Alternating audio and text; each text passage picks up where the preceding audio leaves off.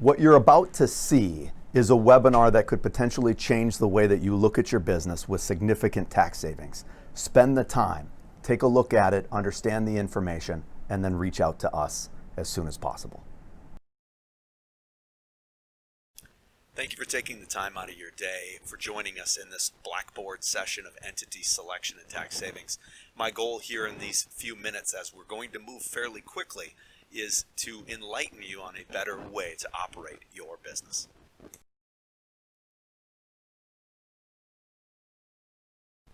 Let's start first with just a brief amount of history related to entities.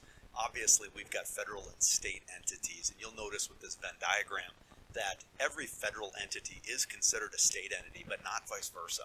And so it is important when you say LLC or LLP or LP, those tend to be state entities. The federal entities are the big three: sole proprietors, also known as single member LLCs, C corporations, S corporations, and partnerships, which are just a version of sole proprietors. So it is important when we're talking about taxation that we're looking at the federal entities, not the state entities.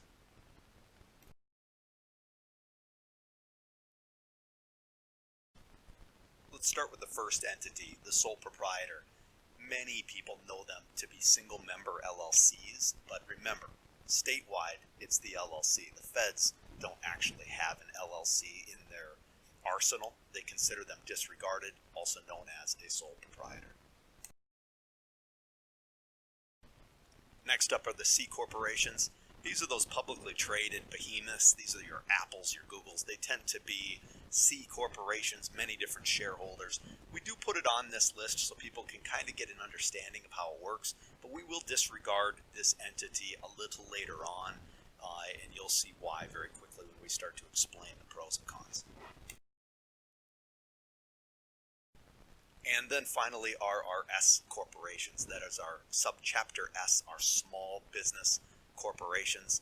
There's some strength and some major benefits in utilizing this entity over others, and that will be our focus for today's chalkboard session. So stay tuned and we'll get into the details of the nitty-gritty with an exact example of a tax return using 2019 law.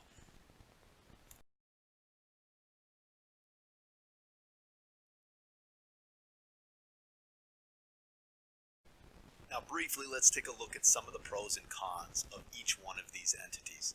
Now this is not a comprehensive list by any means. There is many more things surrounding them legally and things like that, but we're focusing in on the taxation side of things. This is not an attorney webinar. This is mainly for you to have a better understanding of just the 60,000 foot view of how these entities actually operate. So let's start with the sole proprietor. Obviously, it's the easiest to set up. You have an idea in a lemonade stand, that baby's a sole proprietor, so you're not going to have any issue. The biggest issue with sole proprietors, however, is they actually have the highest tax rate.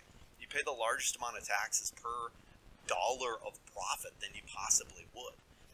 Our next C corporation, I like the C corp. The only problem is for small business owners is they tend to own 100% of the C corp. Well, then you get hit with double taxation. And double taxation is incredibly difficult, and damaging to the pocketbook. So we don't really like that C corp, but we keep it on here because we do have a dream that someday dividends. Imagine you get a dividend from Apple or one of these other companies. Imagine that dividend is tax-free. Well, if that day ever happens, it's going to be a renaissance of the C corporation all over again for even the small business owner. So that's pretty important. And then over on the far right side is the S corporation. Lowest overall audit risk, which is great. A little bit higher in the administrative cost, but what you're going to see in the example coming up is that the administrative cost is just a fraction of the tax savings. And that's really the big piece that we look at when we make these types of conversions or picking our entities, is we don't like to necessarily go places unless it makes overall sense for us. So love the lower audit risk of the S Corp. Love that you're going to have traditionally the lowest overall tax burden. And in this next slide, you're going to see exactly what I mean with specific numbers.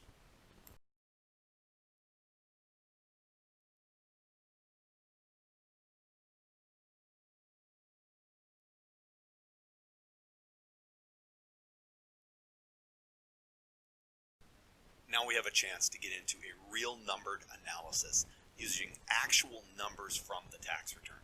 Here in this example, I'm showing you the difference between a sole proprietor and an S corporation. Notice again, I didn't even entertain the idea of a C corp because that tax rate is just off the charts because of the double taxation.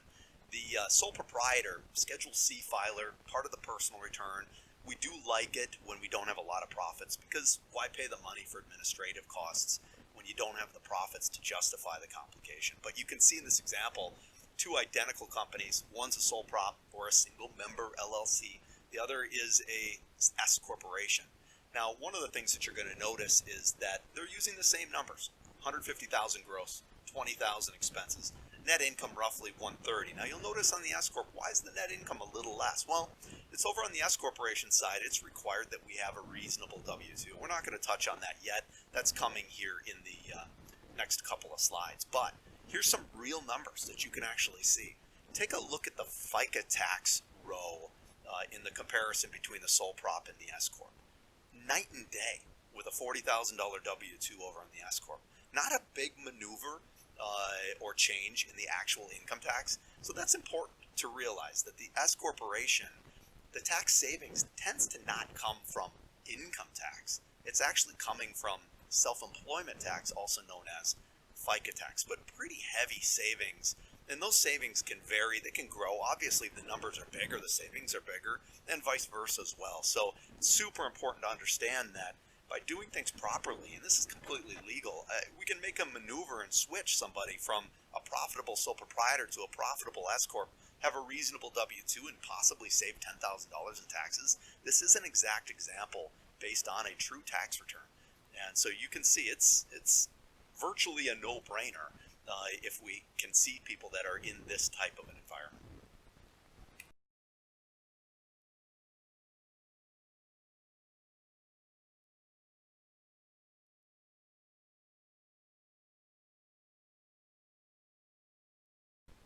One of the most important things in deciding which entity that you should select is not based on what your neighbor says or your attorney says, but isn't it important to know what it actually costs to do the work based on the entity you pick?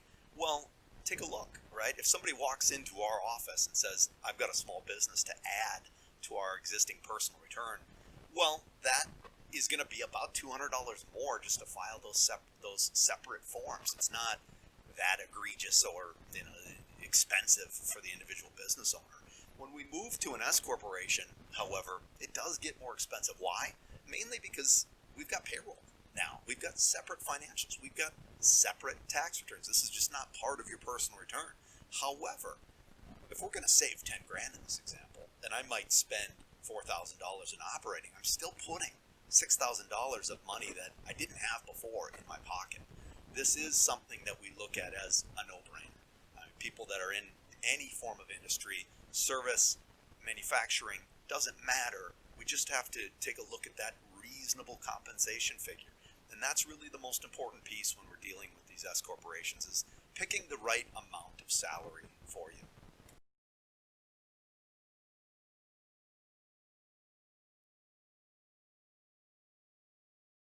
Probably the most important piece when making a decision to become an S corporation is looking at what would be your reasonable salary. The Bureau of Labor and Statistics has a wonderful website that, based on your location and based on your job type, you can see exactly what an average person might be making doing that type of work. Well, that is a wonderful way to determine what that reasonable comp would be. It's also important to take a look at overall profits. It's safe to say that you can't necessarily pay yourself a reasonable salary if you don't make any money. So it does matter with regards to profitability what reasonable salary would be, and that's part of the job of the accountant, is to really help you determine what that reasonable salary would be. But it is important because your salary is subject to FICA tax, and that FICA tax, known as SE tax in the self-employment world, is the piece that we're looking to save by moving over into an S corporation. So it's super important to know that I'm paying 15.3% on whatever I choose as my reasonable salary. So we are motivated to keep it low, but we do need to maintain the law to make sure that it does stay reasonable.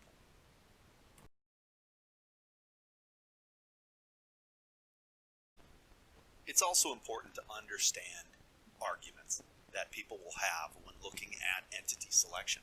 One of the things we hear constantly is the ability to contribute the maximum amount to a retirement plan on an annual basis as a sole proprietor, i.e. $55,000 based on the amount of FICA tax that people will pay. And that's the important part to understand, is that retirement plans are not specific based on entity type. You can have a 401k as a sole proprietor. You can have a 401k as an S corporation.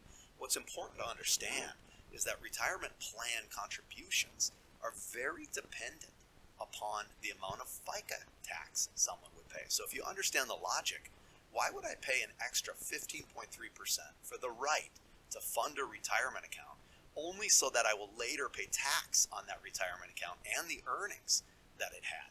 Isn't it safer to say to not pay the FICA tax and just put the money in a savings account?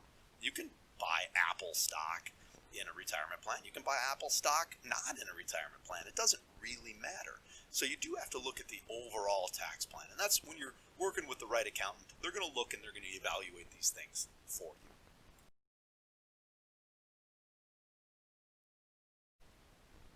The next argument is that they can pay for their personal expenses in a sole proprietor. Absolutely. Well, you could do it in an S corp too. We don't necessarily advise it because those items, when you pay for personal expenses, they're just flat out non-deductible. Doesn't matter if it's in a sole proprietor or an S corp checkbook. They're pulled out for the calculation of profitability and for the calculation of paying taxes. So while yes, you can play a little bit more of that slush fund piggy bank in the sole proprietor, it's not like you are able to deduct personal expenses. Personal expenses are never deductible. So if you're going to save a bunch of money and I say pay for your personal expenses personally, okay, sounds like a good plan to me.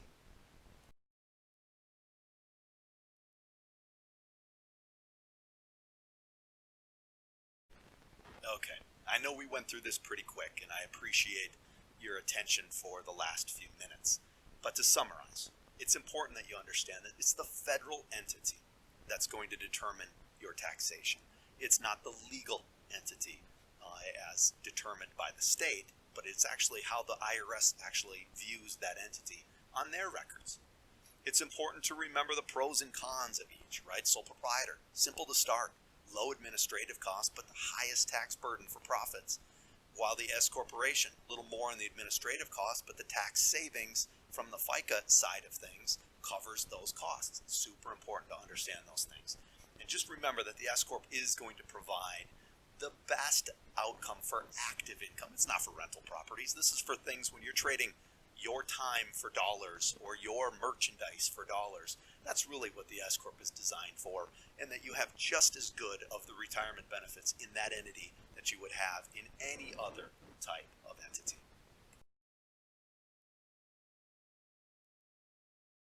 I hope your eyes have been opened to a better way to operate your business. We would love to have you reach out and talk with us. Feel free to take a look at our website, wellstax.com, and find out more about what we do and how we work as a team. We've got some other videos there where you can see more about our staff. Reach out. Love to hear from you.